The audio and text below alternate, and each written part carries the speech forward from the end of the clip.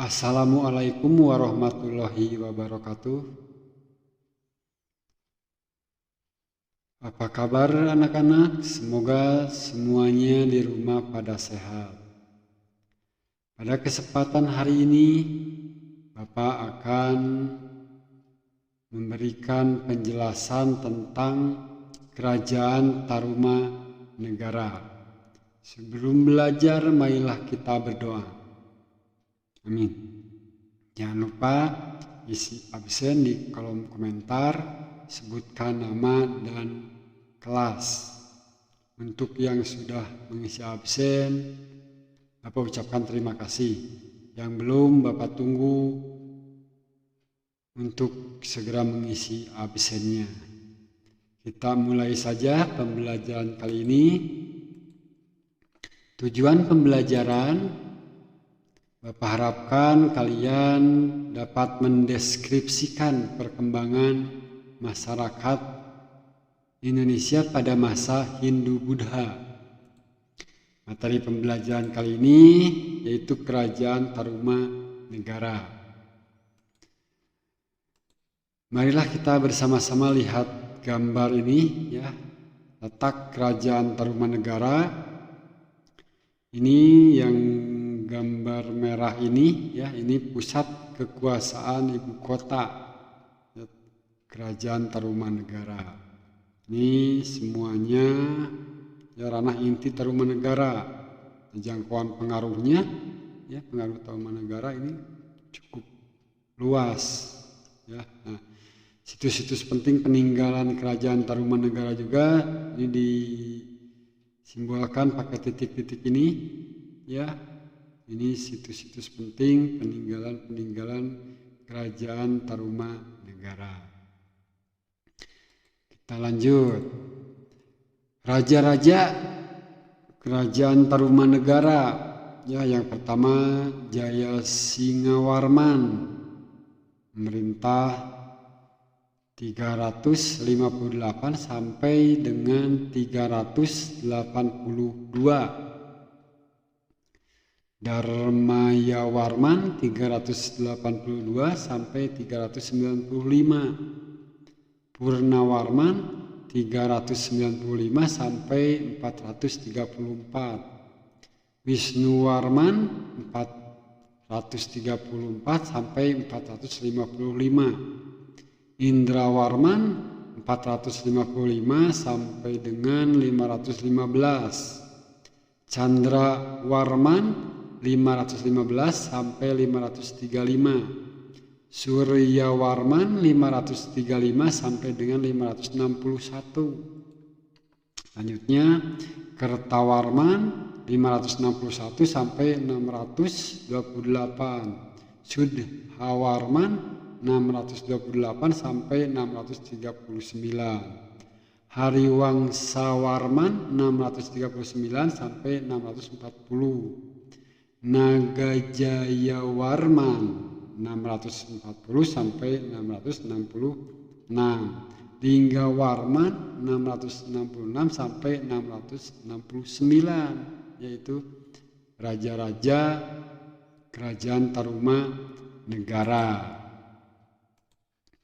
Nah, sumber sejarah Kerajaan Tarumanegara ya itu bisa dilihat dari prasasti peninggalan Kerajaan Tarumanegara. Prasasti-prasasti Kerajaan Tarumanegara memiliki arti yang berbeda-beda dan menceritakan berita yang berbeda. Misalnya prasasti Ciaruten yang menyebutkan nama Tarumanegara dan Raja Purnawarman. Nih ya. Selanjutnya, apa saja prasasti peninggalan Kerajaan Tarumanegara? Yang pertama ada prasasti kebun kopi, ya ditemukan di perkebunan kopi milik Jonathan Ries.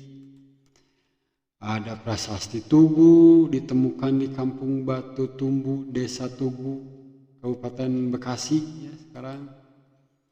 Prasasti Cidanghiang atau prasasti Munjul ditemukan di aliran sungai Cidanghiang. Prasasti Ciaruten ditemukan di Ciampel, Bogor, ya. Nah, terus juga prasasti Cianten ditemukan di Ciampel, Bogor juga. Prasasti Jambu ditemukan di Nanggung, Bogor. Prasasti Pasir Awi ditemukan di Citerep, Bogor, ya. Nah,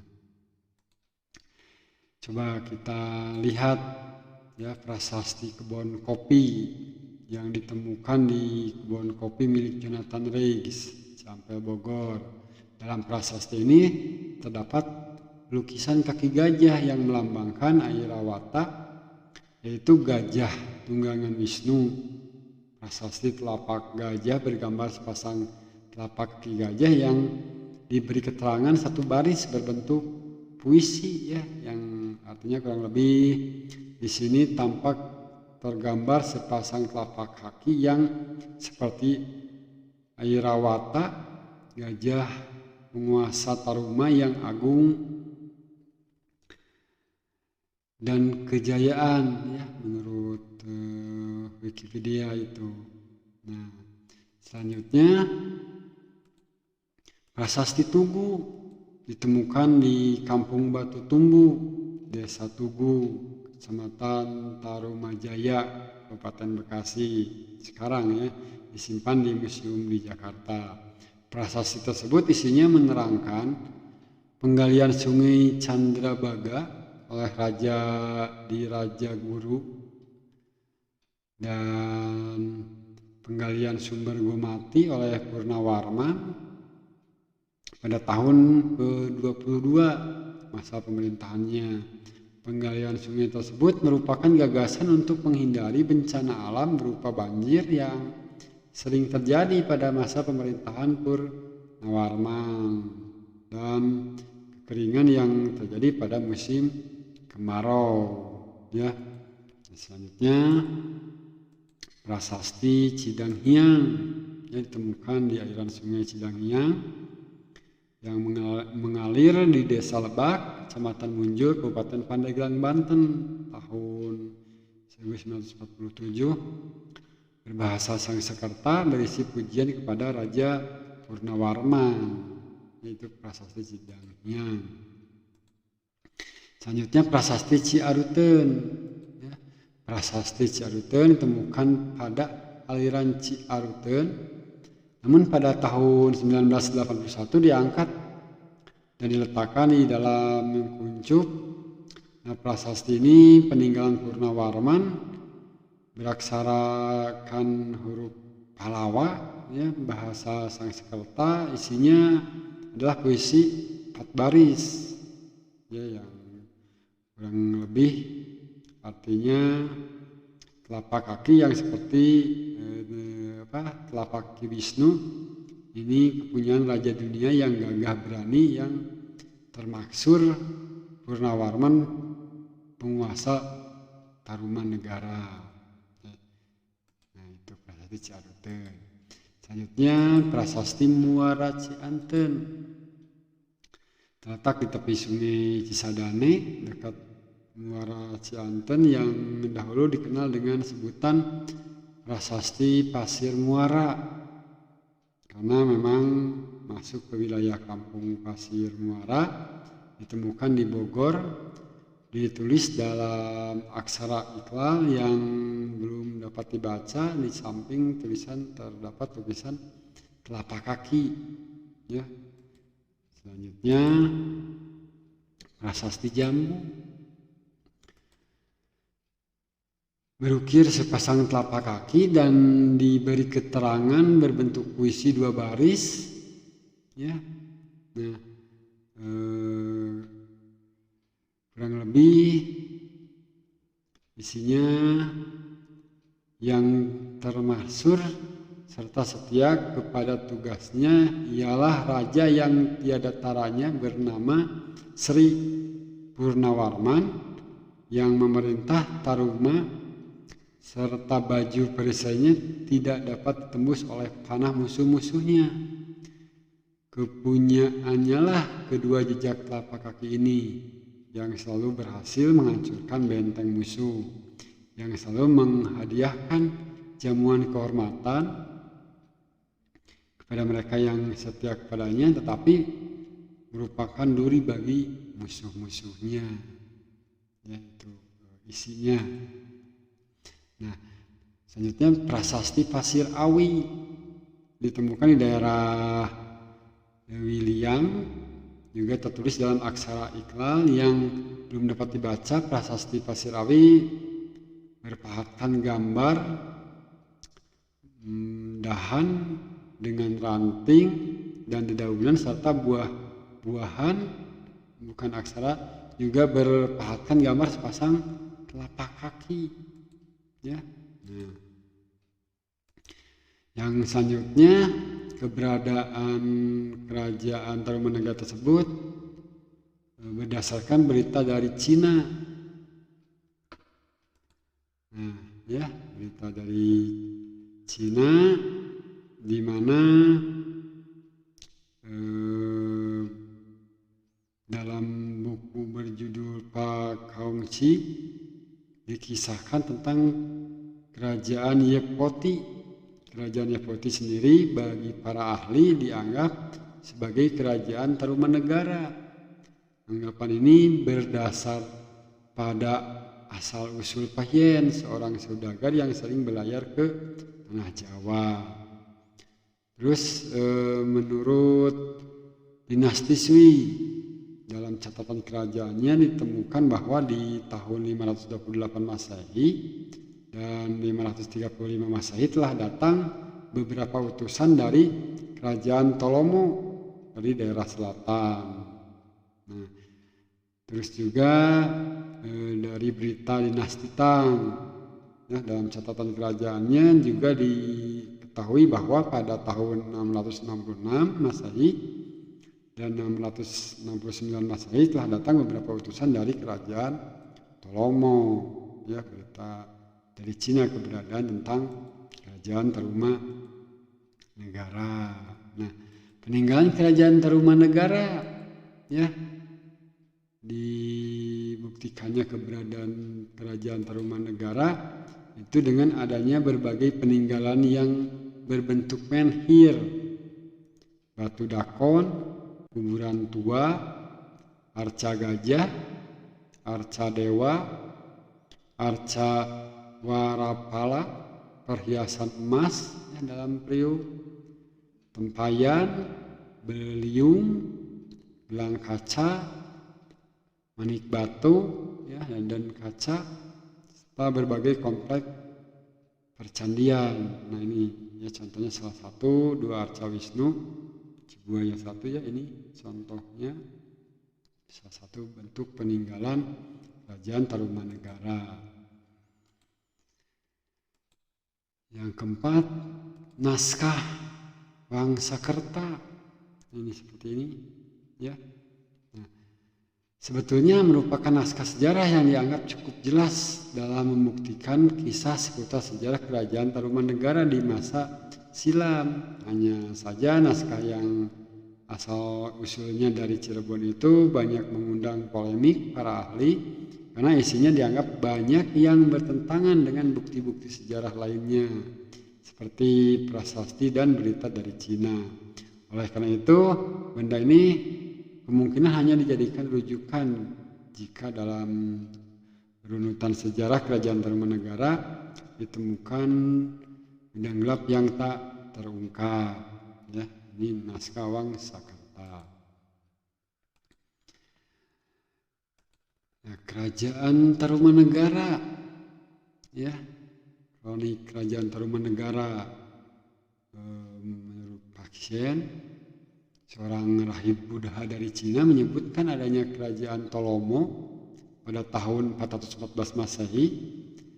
Pahyen bertolak dari Sri Lanka ke sekarang, ya, Thailand dulu, untuk kembali ke Kanton Cina. Sebelumnya ia bertahun-tahun belajar Buddha di kerajaan-kerajaan Buddhis. Ia sering berziarah ke India. Setelah 2 hari berlayar, kapalnya diterjang topan. Ia pun terdampar dan mendarat di Yepoti, kerajaan Cina, ya, Jawa Dipa. yaitu Pulau Jawa. Diduga tanah yang ia darati adalah Tarumanegara. Terus ada lagi kronik yang lain yang menyinggung Tarumanegara adalah berita Cina era dinasti Tang sekitar tahun 528 sampai 539 dan 666 sampai 669 Masehi. Datang seorang utusan dari Tolomo ke Cina. Tolomo adalah ucapan lidah orang Cina ya untuk Taruma. Nah, sebelum ada pengaruh India, di sekitar Tarumanegara terdapat kerajaan Aruten. Setelah dipengaruhi Hindu, Aruten pun berganti nama menjadi Tarumanegara. Ya. Nah, selanjutnya Aruten atau Ciaruten, ya, kata Ci dalam bahasa Sunda berarti air atau sungai atau tanah, menjadi pusat pemerintahan Tarumanegara. Nah, pendapat ini didapat dari kronik Cina abad ke-5 Masehi. Menurut sumber ini, kerajaan dari Jawa yang pertama mengirim utusan ke Cina adalah Holotan. Ya. Kronik di Sungsu menggambarkan utusan Holotan dari Sipo, ya, Jawa. Ini berkali-kali datang ke Cina menjadi persahabatan. Para ahli berpendapat bahwa nama Holotan adalah ucapan lidah Cina untuk Aruten. Nama Holotan tidak terdengar lagi pada abad ke-6. Sebagai gantinya muncul nama Tolomo atau Tarumanegara yang utusannya sering berkunjung ke Cina.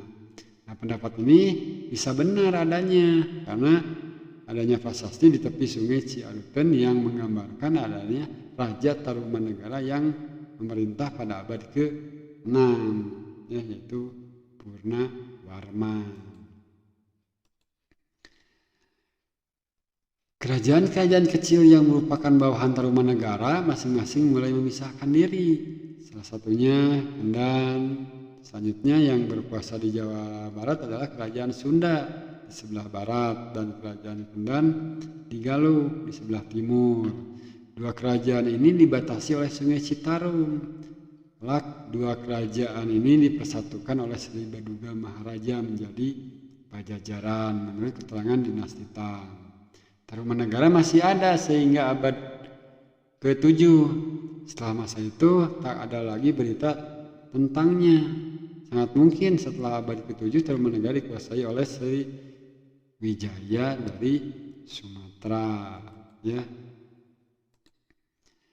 Nah, arca-arca peninggalan kerajaan Tarumanegara, ya, ada arca batu dak berkepala, arca gajah dari batu, ya, arca yang terbuat dari kapur, 3 arca duduk, arca raksasa, arca Warapala, arca dewa, arca Brahma duduk di atas angsa, arca Siwa duduk, ya, arca Raja Resi, arca Durga Kali, ya, itu arca-arca peninggalan kerajaan Tarumanegara, ya. Ini contohnya, gambar-gambarnya, ya. Nah, ini arca Warapala, ya. Nah, ini arca Wisnu Ciboya 1, arca Raja Resi, ya. Ini arca Wisnu Ciboya 2, ya. Nah, itu.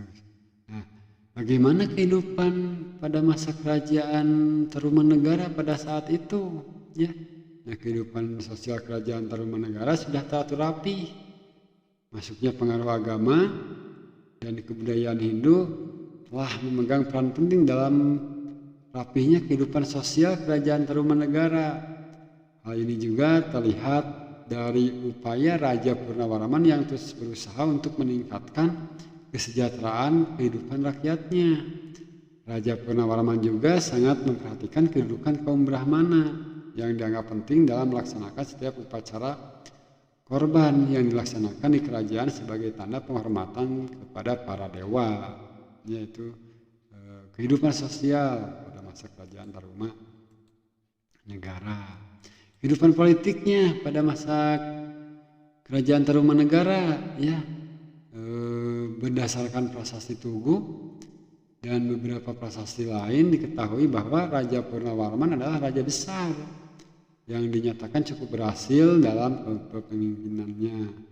Prasasti tersebut menyatakan bahwa Raja Purnawarman telah membangun sebuah sungai untuk irigasi dan pencegahan banjir.